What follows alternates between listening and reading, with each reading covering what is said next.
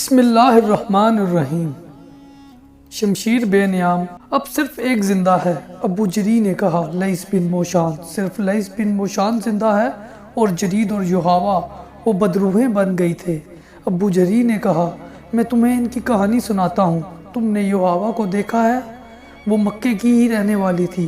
اگر تم کہو کہ اسے دیکھ کر تمہارے دل میں ہلچل نہیں ہوئی تھی اور تم اپنے اندر حرارت سی محسوس نہیں کرتے تھے تو خالد میں کہوں گا کہ تم جھوٹ بول رہے ہو۔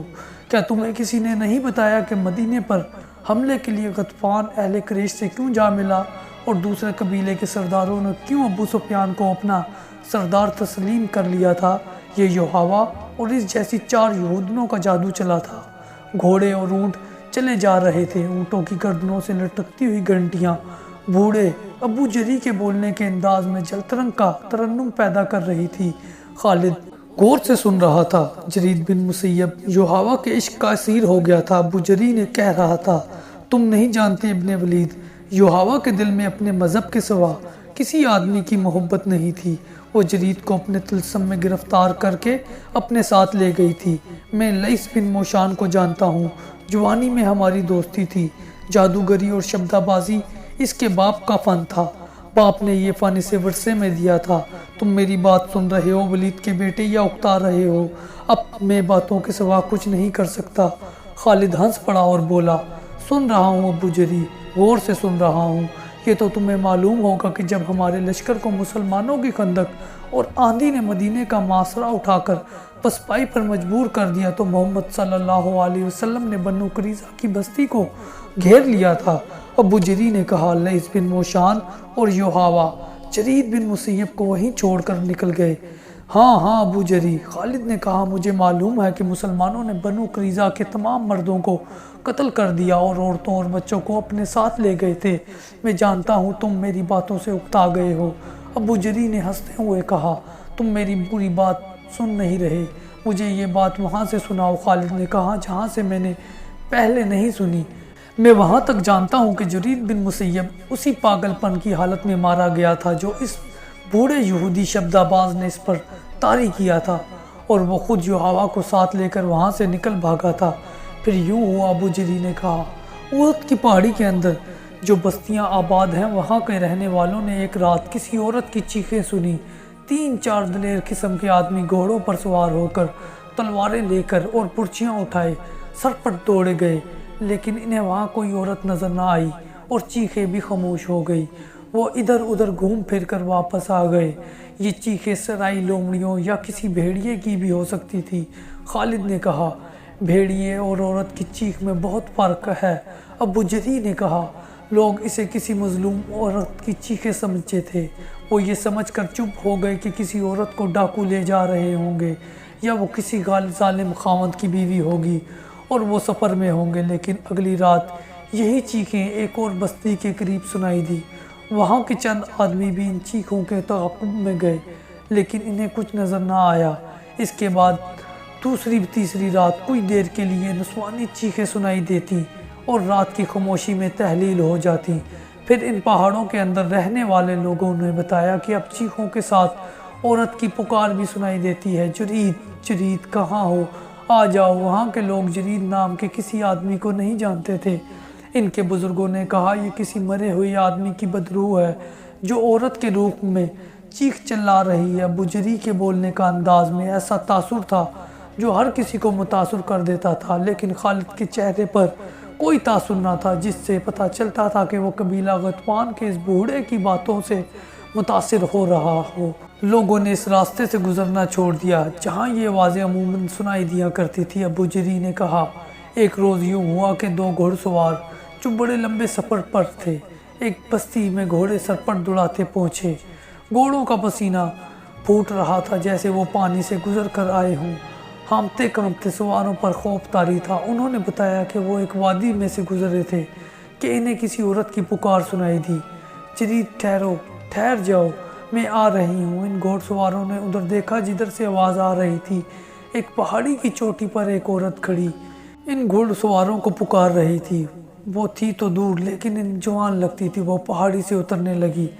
دونوں گھڑ سوار نے ڈر کر ایڑ لگا دی۔ سامنے والی چٹان گھومتی تھی۔ گھڑ سوار اس کے مطابق وادی میں گھوم گئے۔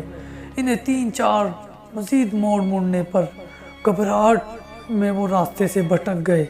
وہ ایک اور موڑ مڑے تو ان کے سامنے 30-40 قدم دور ایک جوان عورت کھڑی تھی جس کے بال بکھرے ہوئے تھے۔ وہ نیم برہنہ تھی۔ اس کا چہرہ لاش کی مانند سفید تھا۔ گھڑ سواروں نے گھوڑے روک لیے۔ عورت نے دونوں بازو ان کی طرف پھیلا کر اور آگے کو دوڑتے ہوئے کہا، میں تم دونوں کے انتظار میں بہت دنوں سے کھڑی ہوں۔ دونوں گھڑ سوار نے وہیں سے گھوڑے موڑے اور ریڑ لگا دی۔ بوڑھا جری بولتے بولتے خاموش ہو گیا۔ اس نے اپنا ہاتھ خالد کی ران پر رکھا اور بولا، میں دیکھ رہا ہوں کہ تمہارے پاس کھانے کو کچھ نہیں۔ کیا یہ اچھا نہیں ہوگا کہ ہم کچھ دیر کے لیے رک جائیں؟ پھر نہ جانے تم کب ملو۔ تمہارے باپ ولید بڑا زبردست آدمی تھا۔ تم میرے ہاتھوں پیدا ہوئے تھے۔ میں تمہاری خاطر تواضع کرنا چاہتا ہوں۔ روکو گھوڑے کو اور اتر آؤ۔ یہ قافلہ وہیں رک گیا۔ وہ کسی مرے ہوئے آدمی یا عورت کی بدروح ہی ہو سکتی تھی۔ ابو جری نے بھنا ہوا گوشت خالد کے آگے رکھتے ہوئے کہا، کھاؤ ولید کے بیٹے۔ پھر ایک خوفناک واقعہ ہو گیا۔ ایک بستی میں ایک اجنبی اسی حالت میں آ کر گرا۔ اس کے چہرے پر لمبی لمبی خراشیں تھیں جن سے خون بہہ رہا تھا۔ اس کے کپڑے پھٹے ہوئے تھے اور جسم پر بھی خراشیں تھیں۔ وہ گرتے ہی بے ہوش ہو گیا۔ لوگوں نے اس کے زخم دھوئے اور اس کے منہ میں پانی ڈالا۔ وہ جب ہوش میں آیا تو اس نے بتایا کہ وہ 2 چٹانوں کے درمیان سے گزر رہا تھا کہ ایک چٹان کے اوپر سے ایک عورت چیختی چلاتی اتنی تیزی سے اتری جتنی تیزی سے کوئی عورت نہیں اتر سکتی تھی۔ یہ آدمی اس طرح رک گیا جیسے دہشت زدگی نے اس کے جسم کی قوت سلب کر لی ہو۔ وہ عورت اتنی تیزی سے آ رہی تھی کہ رک نہ سکی۔ وہ اس آدمی سے ٹکرائی اور چیخ نما آواز میں بولی، تم آ گئے جرید، میں جانتی تھی تم زندہ ہو، آؤ چلیں۔ اس شخص نے اسے بتایا کہ وہ جرید نہیں، لیکن وہ عورت اسے بازوؤں سے پکڑ کر گھسیٹتی رہی اور کہتی رہی، تم جرید ہو، تم جرید ہو۔ اس شخص نے اس سے آزاد ہونے کی کوشش کی اور اسے دھکا دیا اور وہ گر پڑی اور اٹھ کھڑی ہوئی۔ یہ آدمی اسے کوئی پاگل عورت سمجھ کر وہیں کھڑا رہا اور اس کی طرف آئی۔ اس کے دانت بھیڑیوں کی طرح باہر نکلے ہوئے تھے اور اس نے ہاتھ اس کی طرف آگے کر رکھے تھے کہ اس کی انگلیاں درندوں کے پنجوں کی طرح ٹیڑھی ہو گئی تھی۔ وہ آدمی ڈر کر الٹے قدم پیچھے ہٹا اور ایک پتھر سے ٹھوکر کھا کر پیٹھ کے بل گرا۔ یہ عورت اس طرح اس پر گری اور پنجے اس کے چہرے پر گاڑ دیے جیسے بھیڑیا اپنے شکار کو پنجوں میں دبوچ لیتا ہے۔ اس نے اس آدمی کا چہرہ نوچ ڈالا۔ اس نے اس عورت کو دھکا دے کر پرے کیا اور اس کے نیچے سے نکل آیا، لیکن اس عورت نے اپنے ناخن اس شخص کے پہلوؤں میں اتار دیے اور اس کے کپڑے بھی پھاڑ ڈالے اور کھال بھی بری طرح زخمی کر دی۔ اس زخمی نے بتایا کہ اس عورت کی آنکھوں اور منہ سے نکلتے شعلے محسوس ہوتے تھے۔ وہ اسے انسانوں کے روپ میں آیا ہوا کوئی درندہ سمجھا۔ اس آدمی کے پاس خنجر تھا، لیکن اس کے ہوش ایسے گم ہوئے کہ وہ خنجر نکالنا بھول گیا۔ اتفاق سے اس آدمی کے ہاتھ میں اس عورت کے بال آ گئے۔ اس نے بالوں کو مٹھی میں لے کر زور سے جھٹکا دیا اور وہ عورت چٹان پر گری۔ یہ آدمی بھاگ اٹھا۔ اسے اپنے پیچھے اس عورت کی چیخیں سنائی دیتی رہی۔ اسے بالکل یاد نہیں تھا وہ اس بستی تک کس طرح پہنچا۔ وہ ان خراشوں کی وجہ سے بے ہوش نہیں ہوا تھا۔ اس پر دہشت سوار تھی۔ پھر 2 مسافروں نے بتایا کہ انہوں نے راستے میں ایک آدمی کی لاش پڑی دیکھی ہے جسے کسی درندے نے چیر پھاڑ کر ہلاک کیا ہوگا۔ انہوں نے بتایا کہ اس کے کپڑے پھٹے ہوئے تھے اور تمام جسم پر خراشیں تھیں۔ اس جگہ کے قریب جس جگہ اس عورت کی موجودگی بتائی جا سکتی تھی، چھوٹی سی ایک بستی تھی۔ وہاں کے لوگوں نے نقل مکانی کا ارادہ کر لیا، لیکن یہودی جادوگر لئیس بن موشان پہنچ گیا۔ اسے کسی طرح پتہ چل گیا کہ ایک عورت اس علاقے میں جرید پکارتی اور چیختی چلاتی رہتی ہے اور جو اس آدمی کے ہاتھ آ جائے اسے چیر پھاڑ دیتی ہے۔ ابو جری نے خالد کو باقی کہانی یوں سنائی۔ اس بدروح کے علم کے ساتھ گہری دلچسپی تھی اور وہ لئیس بن موشان کو بھی جانتا تھا۔ جب اسے پتہ چلا کہ یہودی جادوگر وہاں پہنچ گیا ہے تو وہ بھی گھوڑے پر سوار ہوا اور وہاں جا پہنچا۔ وہ اس بستی میں جا پہنچا جہاں لئیس بن موشان آ کر ٹھہرا تھا۔ ابو جری بوڑھے لئیس بن موشان نے اٹھ کر بازو پھیلاتے ہوئے کہا، تم یہاں کیسے آ گئے؟ میں یہ سن کر آیا ہوں کہ تم اس بدرو پر قابو پانے کے لیے آئے ہو۔ ابو جری نے اس سے بغرگیر ہوتے ہوئے کہا، کیا میں نے ٹھیک سنا ہے کہ اس بدرو نے یا وہ جو کچھ بھی ہے 2-3 آدمیوں کو چیر پھاڑ ڈالا ہے؟ وہ بدرو نہیں ہے میرے بھائی، لئیس بن موشان نے ایسی آواز میں کہا جو ملال اور پریشانی سے دبی ہوئی تھی۔ وہ خدائے یہودا کی سچی نام لیوا ایک جوان عورت ہے۔ اس نے اپنی جوانی، اپنا حسن، اپنی زندگی یہودیت کے نام پر وقف کر رکھی تھی۔ اس کا نام یوحوا ہے۔ میں نے اسے مکہ میں 2-4 مرتبہ دیکھا تھا۔ ابو جری نے کہا، اس کے کچھ جھوٹے سچے قصے بھی سنے تھے۔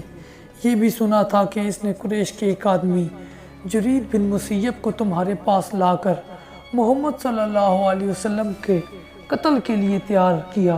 پھر میں نے یہ بھی سنا تھا کہ تم اور یوحوا مسلمانوں کے محاصرے سے نکل گئے اور جرید پیچھے رہ گیا۔ اگر یوحوا زندہ ہے اور وہ بدرو نہیں ہے تو وہ اس حالت تک کس طرح پہنچی؟ اس نے اپنا سب کچھ خدائے یہودا کے نام پر قربان کر رکھا تھا۔ لئیس بن موشان نے کہا، لیکن وہ آخر انسان تھی، جوان تھی، وہ جذبات کی قربانی نہ دے سکی۔ اس نے جرید کی محبت کو اپنی روح میں اتار لیا تھا۔ جرید پر جتنا اثر میرے خاص علم کا تھا، اتنا ہی یوحوا کی والہانہ محبت کا بھی تھا۔ میں سمجھ گیا، ابو جری نے کہا، اسے جرید بن مسیب کی موت نے پاگل کر دیا ہے۔ کیا تمہارا عمل اور جادو اس عورت پر نہیں چل سکتا؟ لئیس بن موشان نے لمبی آہ بھری اور بے نور آنکھوں سے ابو جری کو ٹکٹکی باندھ کر دیکھا اور کچھ دیر چپ رہنے کے بعد کہا، میرا عمل اس پر کیا اثر کرتا؟ وہ بھی چیر پھاڑنے کو مجھ پر ٹوٹ پڑتی تھی۔ میرے عمل اس صورت میں کام کرتا کہ اس کی آنکھوں میں آنکھیں ڈال سکتا اور میرا ہاتھ تھوڑی دیر کے لیے اس کے ماتھے پر رہتا۔ جہاں تک میں اس علم کو سمجھتا ہوں، ابو جری نے کہا، وہ پہلے ہی پاگل ہو چکی تھی اور تمہیں اپنا دشمن سمجھنے لگی تھی، اور اسے میرے خلاف دشمنی یہ تھی کہ میں جرید کو مسلمانوں کے رحم و کرم پر چھوڑ آیا تھا۔ لئیس بن موشان نے کہا، میں اسے اپنے ساتھ لا سکتا تھا، لیکن وہ اس حد تک میرے جادو کے زیر اثر آ چکا تھا کہ ہم اسے زبردستی لاتے تو شاید وہ مجھے یا یوحوا کو قتل کر دیتا۔ میں نے اس کے ذہن میں درندگی کا ایسا تاثر پیدا کر دیا تھا کہ وہ قتل غارت کے سوا اور کچھ سوچ ہی نہیں سکتا تھا۔ اگر میں ایک درخت کی طرف اشارہ کر کر کہتا کہ یہ ہے محمد، تو وہ تلوار اس درخت کے تنے میں اتار دیتا۔ مجھے یہ توقع بھی تھی کہ یہ پیچھے رہ گیا تو ہو سکتا ہے محمد صلی اللہ علیہ وسلم تک پہنچ جائے اور اسے قتل کر دے، لیکن وہ خود قتل ہو گیا۔ کیا اب تم یوحوا پر قابو پا سکو گے؟ ابو جری نے پوچھا۔ مجھے امید ہے کہ میں اسے اپنے اثر میں لے آؤں گا، لئیس بن موشان نے کہا۔ کیا تم مجھے اس کام میں شریک کر سکو گے؟ ابو جری نے پوچھا اور کہا، میں کچھ جاننا چاہتا ہوں، کچھ سیکھنا چاہتا ہوں۔ اگر بڑھاپا تمہیں چلنے دے تو چلو، لئیس بن موشان نے کہا۔ میں تھوڑی دیر تک روانہ ہونے والا ہوں۔ یہاں کے کچھ آدمی میرے ساتھ چلنے کو تیار ہو گئے ہیں۔ اور پھر خالد بن ولید، بوڑھے ابو جری نے اپنے پاس بیٹھے ہوئے خالد کے کندھوں پر ہاتھ رکھ کر جذباتی لہجے میں کہا، ہم دونوں بوڑھے اونٹوں پر سوار اس پہاڑی علاقے میں پہنچے جہاں کے متعلق بتایا گیا تھا کہ ایک عورت کو دیکھا گیا ہے۔ ہم تنگ سی وادی میں داخل ہو گئے۔ ہمارے پیچھے 10-12 گھڑ سوار اور 3 چتر سوار تھے۔ وادی میں داخل ہوئے تو سب نے کمانوں میں تیر ڈال لیے۔ وادی کے آگے جا کر کھل گئی۔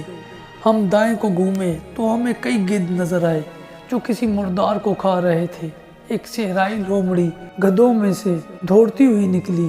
میں نے دیکھا اس کے منہ میں ایک انسانی بازو تھا اور لومڑیاں بھاگی اور گدھ اڑ گئے۔ وہاں انسانی ہڈیوں کی بکھری ہوئی تھی، سر الگ پڑے تھے، اس کے بال لمبے ادھر ادھر بکھرے ہوئے تھے، کچھ کھوپڑیوں کے ساتھ تھے، آدھے چہرے پر ابھی کھال موجود تھی۔ وہ یوحوا تھی۔ لئیس بن موشان کچھ دیر اس کی بکھری ہوئی ہڈیوں کو اور ادھ کھائی چہرے کو دیکھ رہا تھا۔ اس کی آنکھوں سے آنسو بہہ کر اس کی دودھ جیسی داڑھی میں جذب ہو گئے۔ ہم وہاں سے گئے۔ لئیس بن موشان اور یوحوا نے جرید بن مسیب کو محمد صلی اللہ علیہ وسلم کے قتل کے لیے تیار کیا تھا۔ خالد نے ایسے لہجے میں کہا جس میں طنز کی ہلکی سی جھلک بھی تھی۔ جرید بن مسیب مسلمانوں کے ہاتھوں قتل ہوا اور یحاوہ کا انجام تم نے اپنی آنکھوں سے دیکھا ہے، کیا تم سمجھے نہیں ہو ابو جری؟ ہاں ہاں، بوڑھے ابو جری نے جواب دیا۔ لیث بن موشان کے جادو سے محمد صلی اللہ علیہ وسلم کا جادو زیادہ تیز اور طاقتور ہے۔ لوگ ٹھیک کہتے ہیں کہ محمد صلی اللہ علیہ وسلم کے ہاتھ میں جادو ہے۔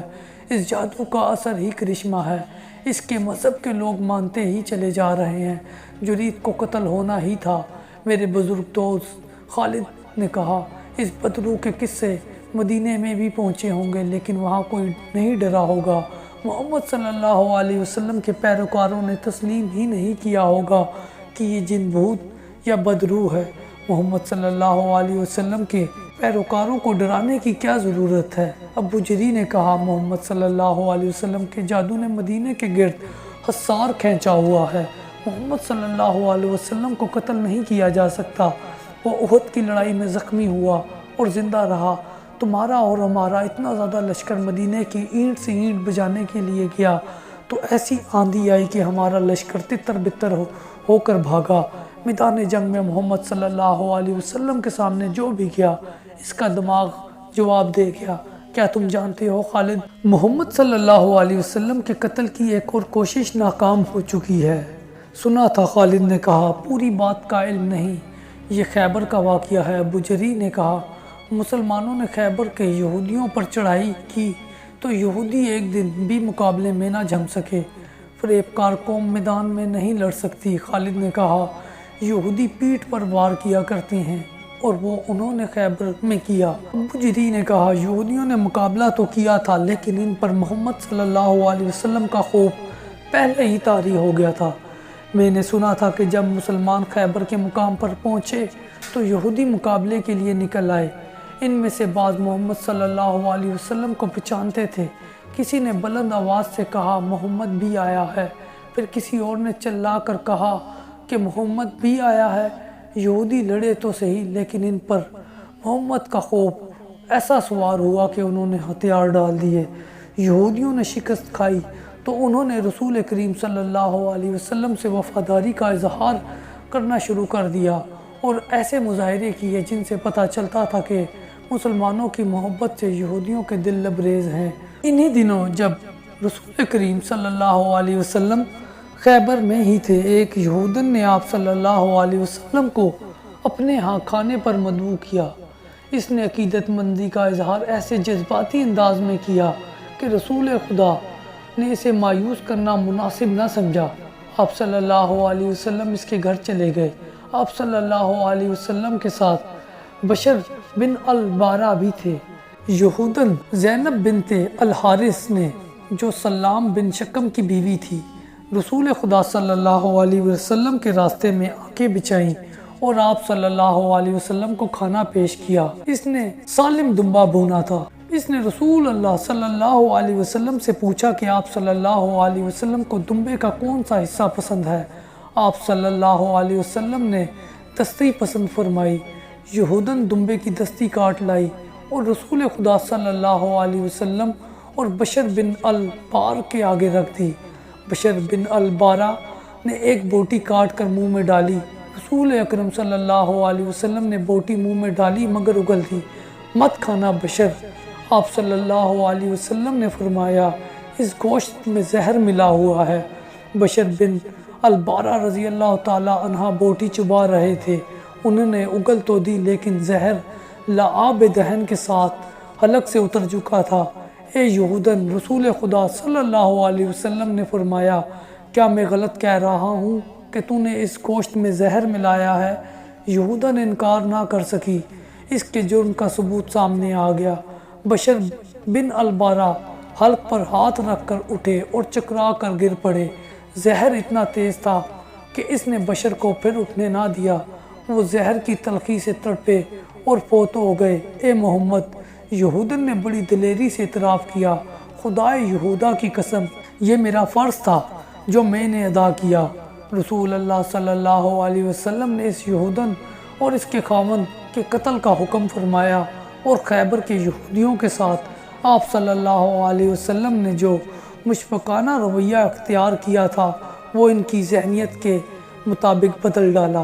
ابن اسحاق لکھتے ہیں کہ مروان بن عثمان نے مجھے بتایا تھا کہ رسول خدا صلی اللہ علیہ وسلم آخری مرض میں مبتلا تھے۔ آپ صلی اللہ علیہ وسلم نے وفات سے 2-3 روز پہلے بشر بن البارہ کو جب وہ آپ صلی اللہ علیہ وسلم کے پاس بیٹھی تھی فرمایا تھا، بشر، میں آج بھی اپنے جسم میں اس زہر کا اثر محسوس کر رہا ہوں جو اس یہودن نے گوشت میں ملایا تھا۔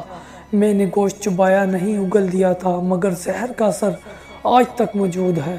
اس میں شک و شبہ کی گنجائش نہیں کہ رسول صلی اللہ علیہ وسلم کی آخری بیماری کا باعث یہی زہر تھا۔ محمد کو کوئی قتل نہیں کر سکتا، خالد نے کہا۔ آخر کب تک؟ ابو جری نے کہا۔ اس کا جادو کب تک چلے گا؟ ایک نہ ایک دن قتل ہونا ہی ہے اسے، خالد۔ ابو جری نے خالد کے قریب ہوتے ہوئے پوچھا، کیا تم نے محمد صلی اللہ علیہ وسلم کے قتل کی کبھی کوئی ترکیب سوچی ہے؟ کئی بار، خالد نے جواب دیا۔ جس روز میرے قبیلے نے بدر کے میدان میں شکست کھائی تھی، اس روز سے مجھے محمد صلی اللہ علیہ وسلم کو اپنے ہاتھوں سے قتل کرنے کی ترکیبیں سوچ رہا ہوں، لیکن میری ترکیب کارگر نہیں ہوئی۔ کیا وہ ترکیب مجھے بتاؤ گے؟ کیوں نہیں، خالد نے جواب دیا۔ بڑی آسان ترکیب ہے، یہ ہے کھلے میدان میں آمنے سامنے کی لڑائی، لیکن میں ایک لشکر کے مقابلے میں اکیلا نہیں لڑ سکتا۔ ہم 3 لڑائیاں ہار چکے ہیں۔ خدا کی قسم، ابو جری نے کہکا لگا کر کہا، میں نے کبھی نہیں سوچا تھا کہ ولید کا بیٹا بے وقوف ہو سکتا ہے۔ میں یہودیوں جیسی ترکیب کی بات کر رہا ہوں، میں دھوکے اور فریب کی بات کر رہا ہوں۔ محمد صلی اللہ علیہ وسلم کو تم آمنے سامنے کی لڑائی میں نہیں مار سکتے، اور تم اسے فریب کاری سے بھی نہیں مار سکتے، خالد نے کہا۔ فریب کبھی کامیاب نہیں ہوا، بوڑھے۔ ابو جری خالد کی طرف جھکا اور اس کے سینے پر انگلی رکھ کر بولا، کسی اور کا فریب ناکام ہو سکتا ہے، یہودیوں کا فریب ناکام نہیں ہوگا۔ اس کی وجہ یہ ہے کہ فریب کار یہودیوں کے مذہب میں شامل ہیں۔ میں لیث بن موشان کا دوست ہوں، کبھی اس کی باتیں سنو، وہ دانش مند ہے، اس کی زبان میں جادو ہے، وہ تمہیں زبان سے محصور کر دے۔ کہتا ہے کہ سال لگ جائیں گے، صدیاں گزر جائیں گی، آخر فتح یہودیوں کی ہوگی۔ دنیا میں کامیاب ہوں گے تو صرف فریب کار کامیاب ہوں گے۔ مسلمان ابھی تعداد میں تھوڑے ہیں، اس لیے ان میں اتفاق اور اتحاد ہے۔ اگر ان کی تعداد بڑھ گئی تو یہودی ایسے طریقوں سے ان میں تفرقہ ڈال دیں گے کہ مسلمان آپس میں لڑتے رہیں گے اور نہ سمجھ سکیں گے کہ یہ یہودیوں کی کارستانی ہے۔ محمد صلی اللہ علیہ وسلم نے انہیں یکجان رکھنے کے لیے کب تک زندہ رہیں گے؟ خالد اٹھ کھڑا ہوا، ابو جری بھی اٹھا۔ خالد نے دونوں ہاتھ آگے کیے، ابو جری نے اس کے ہاتھ اپنے ہاتھ میں لیے، مصافحہ کر کے خالد اپنے گھوڑے پر سوار ہوا۔ تم نے یہ تو بتایا نہیں، کہاں جا رہے ہو؟ ابو جری نے پوچھا۔ مدینے، ابو جری نے حیرت سے پوچھا۔ وہاں کیا کرنے جا رہے ہو؟ اپنے دشمن کے پاس۔ میں محمد صلی اللہ علیہ وسلم کا جادو دیکھنے جا رہا ہوں، خالد نے کہا اور گھوڑے کو ایڑ لگا دی۔ اس نے کچھ دور جا کر پیچھے دیکھا، اسے ابو جری کا قافلہ نظر نہ آیا۔ خالد نشیبی جگہ سے نکل کر دور چلا گیا تھا۔ اس نے گھوڑے کی رفتار کم کر دی، اسے ایسا لگا جیسے آوازیں اس کے تعاقب کر رہی ہوں۔ محمد جادوگر ہے، محمد کے جادو میں طاقت ہے۔ نہیں، اس نے سر جھٹک کر اپنے آپ سے کہا، لوگ جس چیز کو سمجھ نہیں سکتے اسے جادو کہہ دیتے ہیں، جس آدمی کا سامنا نہیں کر سکتے اسے جادوگر سمجھنے لگتے ہیں۔ پھر بھی کچھ نہ کچھ راز ضرور ہے، محمد صلی اللہ علیہ وسلم میں کوئی بات ضرور ہے۔ ذہن اسے چند دن پیچھے لے گیا۔ ابو سفیان نے اسے اکرمہ اور صفوان کو بلا کر بتایا تھا کہ مسلمان مکہ پر حملہ کرنے آ رہے ہیں۔